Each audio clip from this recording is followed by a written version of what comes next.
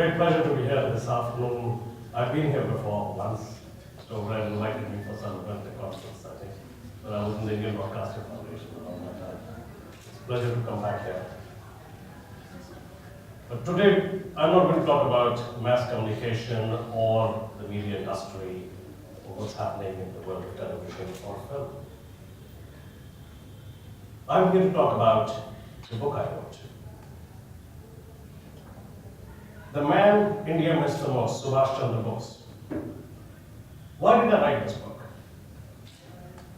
Last Monday, in Delhi, on the 120th birth anniversary of Netaji Subhash Chandra Bose, I launched this book. And we had my friend Subhash Ghai from Bombay Film Industry to launch it, along with General Bakshi, and I was very happy that Mr. Ogla was also there. We have known each other for a long time. But there is a reason why I wrote this book. I wrote this book because Netaji Subhash Chandra Bose, without doubt, is the most exciting and thrilling chapter of the Indian freedom movement. An excellent student, an exceptional student, one of the brightest this country had produced, goes to Cambridge. In his first attempt, with a study of just about 8 months, gets into the ICS, which is the precursor of the IAS and the civil service camp. Stands forth globally. It's a heaven-born service. It's like joining Microsoft at the CEO level today. You will be working like an emperor for the rest of your life. His marks in English are the highest in his batch, yet he resigns. Becomes the first Indian in the history of the Indian civil service to resign. The British government cannot accept this. They immediately write to him. The State Department writes to him, "Sir, please consider. You're making a huge mistake." And he writes to his brother in Calcutta that I know my father will be very disappointed that I have cleared the ICS. That's what he wanted his son to become, an ICS officer. But I'm not going to be able to do this because the Indian civil service is neither Indian nor civil nor a service. I don't want to spend the rest of my life working for the British Empire. For those of us who are born in independent India, we have no idea what this means. The British Empire was controlling 1/4 of the globe. 250 million people in India, plus rest of the world, they ruled this world. It was bigger than anything else humankind had ever seen. The reason I'm speaking English today and you're understanding English is because of the British Empire. Subhash Chandra Bose walked away from a high-profile job at the age of 22. His life could have been made. He chose not to do it. He comes back to India. The British Empire has its means, and our friend Mr. Raman is here. He knows those means, the intelligence services of the British Empire. They keep a tab on him. From the moment he wakes up to the moment he sleeps, what does he do? Where does he go? Who does he meet? He has become a full 24/7 person to be watched. And he has joined the freedom movement of Gandhiji. He wants to get rid of the British Empire in India. That's his job. That's his full-time occupation. Needless to say, the British Empire immediately jailed him. He went to jail 11 times in places you've never even heard of, Sioni and Madhya Pradesh. How many of you know where Sioni is in Madhya Pradesh? He went to Almora, he went to Lucknow, he was sent to Jabalpur, he was sent to Parma. He was sent to the worst possible prisons the British Empire had to break his will so that he gets off this job of getting rid of the British Empire. Yet, he is not breakable. So they exile him to Europe. They don't want him here. They say, you just get out of this country, stay in Europe. He spends all his time traveling from country to country in Europe, telling everybody that there is a country called India, 5,000-year-old culture, which has been enslaved by the British. We want to make it free. As he goes from nation to nation, he becomes the ambassador at large for the Indian people. And then one day, he's brought back to India. At the age of 41, he becomes the youngest president of this largest resistance force against the British Empire on earth, the Congress Party. Their entire country has only one major force, and at 41, he is leading it. And he has the support of the party. In 1 year, the first year of performance, he does so well that the whole country is now behind him. He's the most popular man in this country. At that stage, he wants to extend his term for 1 more year as a president. The Congress Party never had elections. You just nominated a president. But the leadership of that time, led by the man he calls the father of the nation, Mahatma Gandhi, says no, we won't have a second term for Subhash Bose. 1 year is enough. So for the first time in the Congress Party, there's an election for the president. Mahatma Gandhi says, I will nominate a person who will fight this election against Subhash Bose, and he will be my candidate, Mr. Sitaramaiah. And his loss will be my loss. It's a national election within the party, and guess who wins? Subhash Bose wins against the nominee of Mahatma Gandhi. At that stage, the entire Congress Party working group is forced to resign, leave. Subhash Bose is isolated. Nobody supports him at the highest level, even though he's won the election. Eventually, he resigns, he leaves the party. He's banished from becoming a part of the party. He has to form his own party. He's actually completely removed from the mainstream. He's isolated. A man so bright, a Cambridge student who's willing to do whatever it takes to free this country, is removed from the mainstream and set aside. Why? Why were we not told of this? Why didn't I read this in my history books? Why didn't this come up for discussion? That is why I wrote this book. Subhash Chandra Bose, Netaji Subhash Chandra Bose, is actually the most interesting and exciting episode within the Second World War. An Indian nationalist, all by himself, with no support system. Very few people around him, working underground. One night, on 17th of January 1941, quietly leaves his house in a car from Calcutta, the second largest city in the British Empire. His house watched 24/7 by the police, yet he's traveling incognito. He travels in a car to Goma, takes Kalka mail at night, quietly changing in Delhi. Old Delhi changes into frontier mail. One of the most popular men in this country, like Shah Rukh Khan, changing a train in Old Delhi. But he was traveling incognito. He was wearing a disguise of a salesperson, insurance salesperson. He had got cards printed that said Muhammad Ziauddin.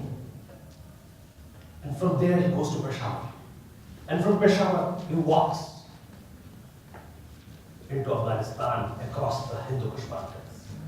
This is January 1941. It's snowing. He's in his mid-40s. Yet, like a mountaineer, he manages to cross into Afghanistan, reaches Jalalabad, reaches Kabul. The British Empire is looking for him everywhere. While he's in Kabul, Prime Minister Winston Churchill in England gives a secret order that this man is in Kabul, he's possibly heading for Europe. Go and kill him. There is an order issued by SOE in London to its agents. This man has to be killed. Subhash Bose is stuck in Kabul. He has to get out of there. He manages to. He finds another help from the Italian and the German government. They get him a visa to transit to Russia. Now he changes his disguise again. He becomes an Italian diplomat and he reaches London in war-torn Europe. Why is he doing all this? What's he doing? Who is this man? He's an Indian nationalist and all he wants is freedom for this country and the Because Berlin is the only country on planet Earth which is challenging the British Empire. Nazis are the only people who are standing up to the British Empire and beating it. Nazis are ruling over most of Western Europe when he reaches there. Even France is under Nazi rule. And what is happening in England? It's being bombed every day by German Luftwaffe. Every day. When Subhash Bose is in Germany, he's alone. He's a man who has to go out and meet people. But the force of his personality impresses everyone he meets. Even the racist people of Germany, the highest leaders of Nazi party, have the best of things to say about this man because they've never met an Indian like him, who's willing to risk his life, everything that he has, for the freedom of his land. Mussolini, a dictator, a hateful person, running Italy, who can't think of anybody except himself, thinks highly of Subhash Bose. He has met him 5 times. He tells him, are you going to go via the non-violent route, or you have a revolutionary plan to free your country? He says, no, I don't believe in non-violence. I will do the revolutionary thing. Mussolini tells him, you will win freedom for your country. That's how freedom is born around the world. Subhash Bose is now in Germany, and it's not easy because Germany is too far from India. There is no connect. Today you have the Twitter. All of you can tweet and everybody can see the tweets. At that time, the only way to communicate between Europe and India was the shortwave radio. So he starts the Azad Hind radio, and he broadcasts on radio. If you ask your parents, their parents, maybe members of family, they will tell you radio was extremely popular in this country at one point of time, especially shortwave radio. Like we have satellite TV now, we watch it all the time, people used to listen to shortwave radio. And when Subhash Bose started speaking from Berlin, everybody who would go into a radio shop would specifically ask, does this radio catch German frequencies? Because that's what they wanted to hear. They didn't want to hear the British Broadcasting Corporation. And Subhash Bose was telling his countrymen staying in Berlin, don't worry, I'm here, I'm fighting, I'm out here fighting for you. We will get our freedom. India will be free. And that was keeping the hope alive of 200, 300 million people in this country. At that stage, Japan entered the Second World War. And this was a purely racial war. It was a war between racist Germany, between the white supremacists of England, who thought they owned the world, and then the Japanese came in, and they beat the hell out of the British. For the first time, the British army lost a war on this scale. Singapore went down, Burma went down, and suddenly Andaman and Nicobar Islands were owned by Japanese. And the Japanese were standing on the gates of Imphal and Kohima. At that stage, Subhash Bose decided to go and join the Japanese forces. How does he do that? There is no plane travel possible, there is no supersonic jets available. He has to take a submarine. He has never been in a submarine. So the Germans advise him. They tell him, you have never been in a submarine. No civilian travels in a submarine. There is a 7.5-month course just to acclimatize yourself in a submarine. We are going to put you in a submarine in 3 days. Will you do it? He says, yes. They tell him, there's 97% chance of this submarine not being able to complete its journey. Only 3% chance of survival. Will you do it? He says, yes.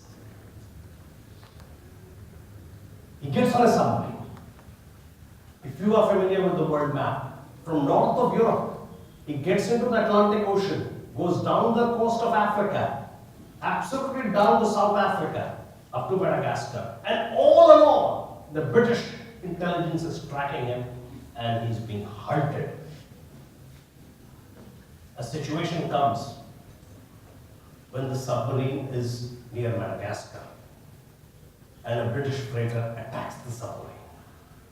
It is visible because it's come out of the water. And the diving gear within the submarine collapses. It can't go down. It's a piece of tin. If the freighter hits it, simply hits it, it will split into two. And the freighter is heading straight onto the submarine. There are alarms going on in the submarine. The German Navy is running up and down trying to save their lives. Subhash Bose is sitting there with his assistant, dictating a letter. The assistant, Abid Hassan, has written. He was frightened. He knew he would die any moment. But Subhash Bose is totally focused on the letter. The inner strength of this man. 3 months in a submarine, he's 5'9" in height. He can't even stand straight in the submarine because it's compressed tube. 3 months, no walks in the park, no meeting friends, no coffee breaks, no forests, no roads, no markets, no cinema, nothing. Just inside a submarine. You can't change your clothes, you can't take a shower, there is no water. You have to eat the same damn food every day because that's what the store has, and it's German food. He was doing all this. Why?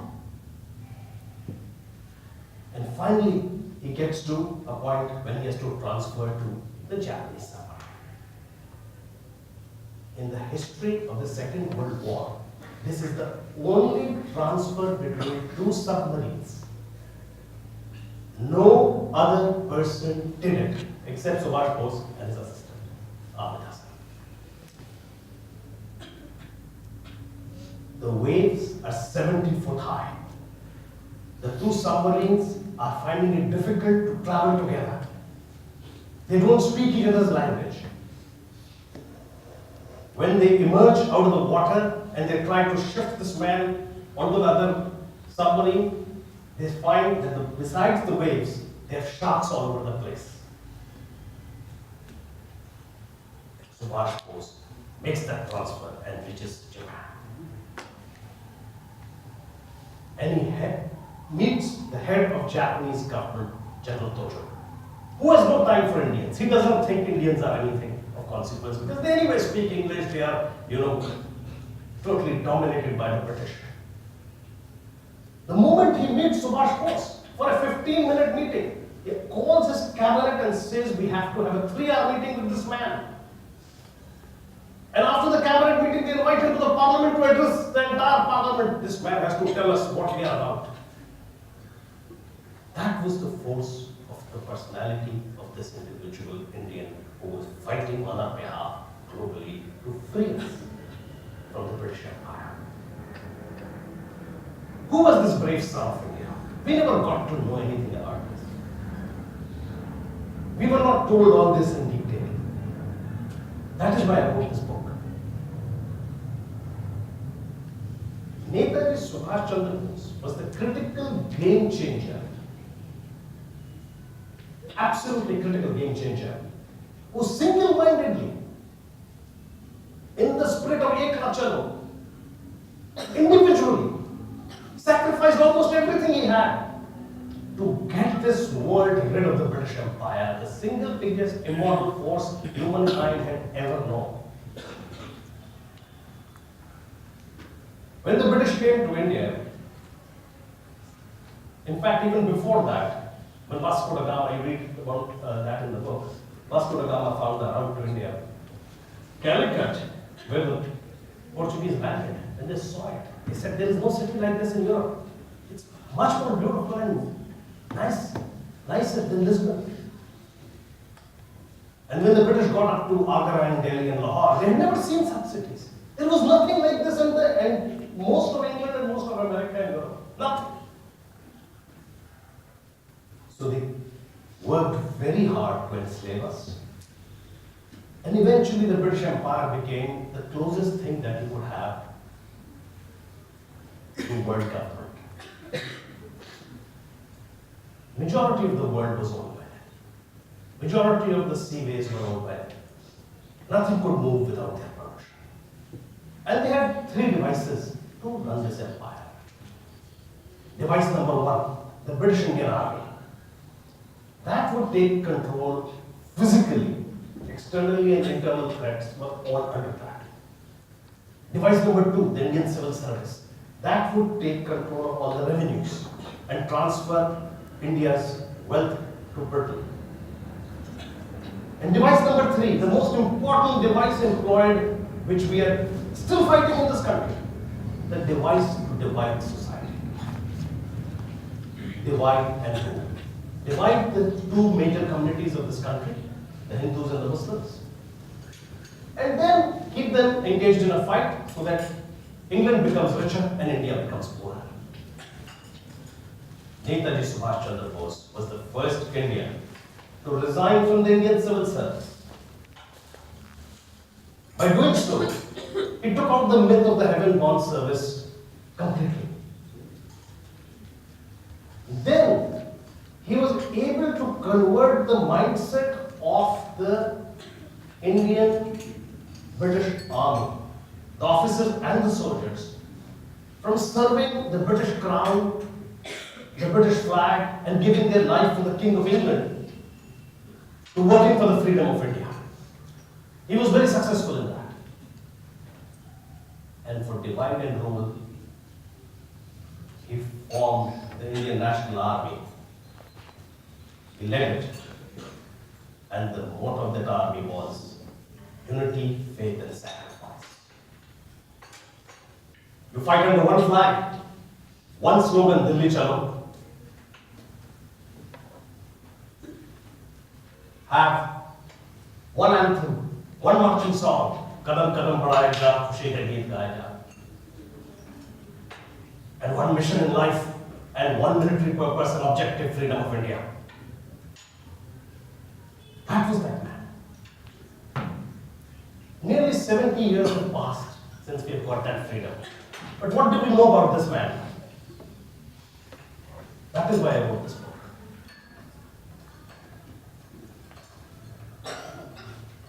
This book is also about the Indian National Army. The disruptive innovation that won us our freedom from the British Empire. Yes, they won us the freedom from the British Empire, no question about it. They lost the Battle of Imphal, they lost the Battle of Kohima, they lost the battle at Mount Boba. They retreated from Rangoon. And they had to surrender in Singapore eventually. Yet, they won us our freedom. They won us our freedom in this city, at the Red Fort, at the INA trial. After the war was over, the British took control of the Indian National Army. They had 23,000 soldiers as captives. And they decided to treat them as traitors. And they brought them to the Red Fort in Delhi as captives. And they chose 3 officers who were earlier in the British Army, who had switched forces and gone and worked for Subhash Bose, to be tried as traitors. November 1945, November 5th, 1945. The 3 men were Shahnawaz Khan, Gurbakh Singh Dhillon, and Prem Singh. 3 different communities of India, represented by Indian National Army. By doing so, they united the entire country in one go. The top lawyers of this country came forward to defend these 3 men. Even Pandit Nehru, who had not been a barrister for 30 years, joined a barrister's court and came out to defend these 3 men. This was the time when these 3 men were going to be judged as traitors or patriots. if the British Empire had an opportunity to make them traitors, they would have to face the law in this country. And that's exactly what happened. Finally, the three men, despite the defense of Ghulam Desai and the top level legal minds of this country, they lost the case. But by then it was too late.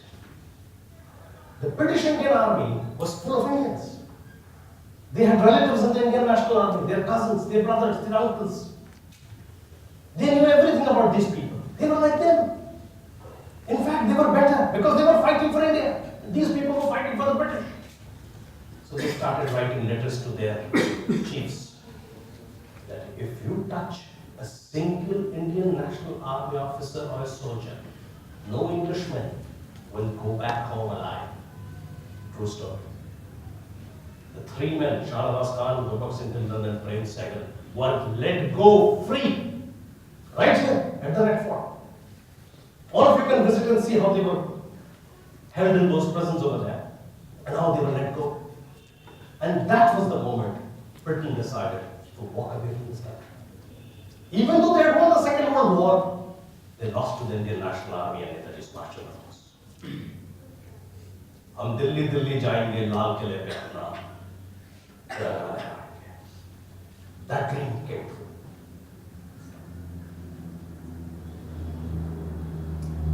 In the 48 odd years of Subhash Bose's life that we know of, totally recorded. If you compare that to anything in Indian history, there is no match. There was no match to a man like him. Absolutely nothing. I had the privilege of meeting people who had worked with him, who had known him, who were part of his army. And even though they were in their 80s and now even in their 90s, you meet them and you mention the name Subhash Chandra Bose, they stand up. Some of them start marching. Some of them get roused. No Indian leader has that reaction. People have a lot of respect for our leadership, but no individual has that respect. All of them had only one common line to tell me that if Netaji was here today. That is why I titled the book, The Man India Missed the Most. Because he told us, it is not about you. It is not about your family. It's not about your religion. It's not about your neighborhood. It's not about your province. It's not about your city. It's not about money. It's not about language. It's about the country. And that's what it's about. He asked us, what are we willing to do for our country? तुम मुझे खून दो, मैं तुम्हें आज़ादी दूंगा. When he looked into the eyes of his people, they could do anything. They were better than themselves. That was the inspiration of that leader. He created perfect harmony among religions. He led, ahead of everybody else, a regiment of women warriors. At a time when women didn't wear trousers, he gave them guns to fight, trained them to fight. He thought of gender parity at a time when it was not even dreamed of. He had the vision of a united Asia, which we can't even think of today. He gave us a national salute, Jai Hind. He also gave us our national anthem. Jan Gan Man was first sung in Hamburg in 1943. And it was eventually adopted as our national anthem. And in the end, he gave us our freedom. But what did we give him? We have intentionally painted him out of the picture. We have forgotten how he crossed the treacherous mountains of Afghanistan, how he traveled underwater in the difficult waves of Atlantic and Indian Ocean, how he survived in the war-torn jungles of Burma. We forgot the charging troops of the Indian National Army that crossed over into the Indian border on 14th of April 1944 and for the first time planted the Indian tricolour in Imphal, near Imphal, in a place called Moring. It is still there. There's a Netaji Subhash Chandra Bose museum over there. You can see it. We forgot about that. Today, 120 years have passed since his birth, and 70 years have passed since India's independence. We need to celebrate this man. We need to understand his extraordinary ability and inner strength to be able to do what he did. We need to understand his visionary ideas. And I believe, even in 2017, Netaji Subhash Chandra Bose was the man India missed the most. That is why I wrote this book. Now we are open for questions. You may ask your related questions to guests. Any questions? So, what were the challenges that you faced while writing this book? As such, no challenges because I'm not a writer, but you see, if you have been through the NCERT syllabus in this country, especially in the middle school, when it's devoted essentially to the freedom movement of India. I had, my son was studying in school and he said, I have to answer this question before my test. How did we get our freedom and all that? So I said, I don't need to teach you. I won't even look at your book, but I'll tell you. This is how we got our freedom. This is exactly what happened. And he made notes and he memorized what I told him and he went and wrote that in the school exam. And he came back crying 3 days later that he had got a 0. So I was very disturbed. I said, how could you get a 0? This is the truth. He says, no, this is not in the book. So I put out the book and there were 2 small paragraphs on Netaji Subhash Chandra Bose. And the entire book was devoted to something else. At that moment I decided to write this book. And as you can see, it is not 2 paragraphs. This is the story of the Indian freedom movement. So our children, their children, don't forget the sacrifice of our own people. Don't write off this work, the mindset of a man who was more brilliant than everybody else. Yet he chose a path which was contrary to the national movement. And he won. In the end, he won. My biggest challenge was finding facts. Because a lot of facts are not available in public domain. You have to go through archives, you have to go around the world, meet people, talk to them, hear them out. And then I started seeing the reality that, yes, we had a freedom movement, we also had a non-violent attitude which suited the British, so it got more publicity. But the real deal was Subhash Chandra Bose. When Jallianwala Bagh happened, the British showed their true colors. After that, they hung 3 men. And when Bhagat Singh died, the British again showed their true colors. The day Bhagat Singh died in the House of Commons, the Parliament convened and they only wanted to know one thing. They didn't want to know what Congress party was thinking or anybody else was thinking. Their MPs got up and they asked the leader of the House to make a statement on what Subhash Bose is saying in India. And Subhash Bose was saying, you hang one Bhagat Singh, 1,000 Bhagat Singhs will be born here. That's what that man was. The British feared him the most, no question. Any other question? Did Bhagat Singh influence Netaji? Of course. Of course. All of them were the same type of people, the same genre. You should read the book, and I've given great details about what happened when the case was going on. Interestingly, since you brought it up, there were 3 men: Bhagat Singh, Rajguru, and Zain. The man fighting their case was Asif Ali. He lost the case. He belonged to a place called Kucha Chalan in the Riyadh, in this country. He had gone to Lahore to fight that case. He lost the case. Kucha Chalan was the place in 1857 when the British entered the city of Delhi. they murdered 1,000 men in that place. Asif Ali got a second chance. History repeats itself. He had to defend 3 other men. Dhillon, Shahnawaz Khan, and Khalid Said. He was part of that legal team and he was heading the coordination of that. And his office was back in Ucha Chala, and when the 3 men won the case, they walked into Ucha Chala and they stood there outside his house not knowing what to do. Because they had no idea that what they will get free. So these sort of things have happened in the history of India, which we really don't record, we don't remember, we are not told. Go ahead. So why do you think the government is keeping him out of the picture? Like why is the Government is not keeping him out of the picture. Historians have kept him out of the picture.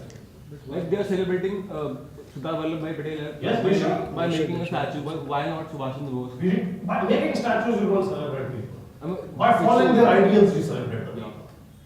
I can make 20 statues of myself and celebrate myself. What does it mean? Nothing. What they stood for, you should celebrate. Yeah, we should, but like why is not? Political purposes, political ideologies, smaller thinking. Netaji told us it's not about you, it's not about your party, it's about the nation. So And what- for him, the grand vision was not a divided nation. Yeah. If Netaji was, it's well known, if Netaji was standing in India after the Second World War, partition wouldn't have happened. It's well known. I mean, there is no question about it. In fact, he had more Muslims in his INA. Exactly. At the highest level, and the INA officers, Mohammed Zamani, his biography is available, he died in Karachi. Jinnah tried very hard, he's written it, to convert him back into the fold of, we want Pakistan and Pakistan is going to be a reality. And he couldn't understand this thing. He had the highest respect for Subhash Bose. First Indian to be able to create complete harmony among religions by bringing them under one flag. You see, when Indian army was formed by the British, there were 200 kitchens. So there were kitchens for the Marathas, there were kitchens for the Punjabis, there were kitchens for the Baluchis, there were kitchens for the Assamese, there were kitchens for everybody. They were separate war cries. Har Har Mahadev for somebody, something else for somebody. And they were obviously different people heading different arms of the British Army. Netaji changed that. He said there's only one flag, one war cry, Dilli Chalo, and one kitchen. So when they were brought as captives back into the Red Fort, Sardar Patel, Pandit Nehru, and Mahatma Gandhi visited because they had become patriots. The country loved them. In 1945, when the INA trial was happening, Diwali was not celebrated in Delhi that year because these men were in jail. So Gandhiji came and he met these guys and they said, how are you managing here? He says, the British are back to their own thing. There are 20 kitchens here. So he says, what does that mean? He says, there's a Hindu tea and there is a Muslim tea. So Gandhiji said, so what does the INA do? He says, we do it very easily. We mix the 2 teas. That is what Subhash Chandra Bose was about. He had completely turned around the British paradigm. The one man who's actually responsible for ending the British Empire on paradigm. That's one of the reasons why our British-oriented, English-educated, westernized historians don't want to talk about it. It doesn't suit them. And truth is also a little difficult to talk about. It affects people's economic cycles. So, they don't want to risk that. Sir, what's the difference between writing a book and directing a movie? This is going to be a movie. Because what I've learned in this period by writing this book, it's such a visual picture. What I'm seeing is a life of a hero, a superhero. Something which a normal human being cannot do. Do you believe in the speculation that Pandit Jawaharlal Nehru was actually responsible for Subhash Chandra Bose's disappearance? Excuse me? Was Pandit Jawaharlal Nehru responsible for Subhash Chandra Bose's disappearance? According to some people, not A lot of according to people. me. A lot of people could have read Yeah, this. a lot of people have spent a lot of time, but you must ask them. Well, Are I we have discussing that. his death? I've Why asked don't we discuss his life? I think there's a conspiracy here that we have only discussed his death. What happened to him? Where did he go? Doesn't matter what he did, because then you will come closer to the truth. The truth is, 9th August 1942, Quit India movement is launched. Till that moment, Gandhiji was supporting the British in the war effort. Congress party was behind him. They didn't want to distract them from fighting the Nazis. But suddenly, and it's written in my book, after Netaji started speaking from Germany, Gandhiji's views about him completely changed. When Stratford Cripps came to meet him, he said, how can a man who talks about non-violence all the time talk about Netaji Subhash Chandra Bose? The entire thinking changed, and we had the Quit India movement. So 1942, everybody goes to jail. They are in no position. When you're in jail, you're in no position to decide the affairs of the world. Anyway, you don't, because British rule the world. One man is the master of his destiny. His name is Subhash Bose. He's on his own. Nobody's holding him back. He's doing what he wants to do. He's traveling around the world, uniting people, giving speeches. He's in Singapore, putting an army together. The war ends. By the time the war ends, these people are out of the jail. So they have no control over moving parts. They cannot decide that this man should disappear, that man should disappear. We have fooled ourselves in thinking that our own leaders were responsible for Netaji's disappearance. Actually, they were not. A lot of people say that. Somebody else was, and we should find out who that person was. It's a conspiracy theory between the Russians and. All that is hogwash. There's no proof. Not a single document on earth which states that. Okay. No eyewitness, nothing. We have been distracted. We must go back to a simple question. Get rid of all the scenery. Who would benefit the most by eliminating Subhash Bose? The Who leaders. ordered his assassination? The political leaders. Who Could be. ordered his assassination in 1941, 42? Who wanted him to go to jail all the time? British. You will get closer to the truth. There are some files which are still like about to get in public domain. Which They were destroyed. I heard They the destroyed name- all this. The files have been all Yeah, declassified. Nothing. yeah, they say that they've been destroyed.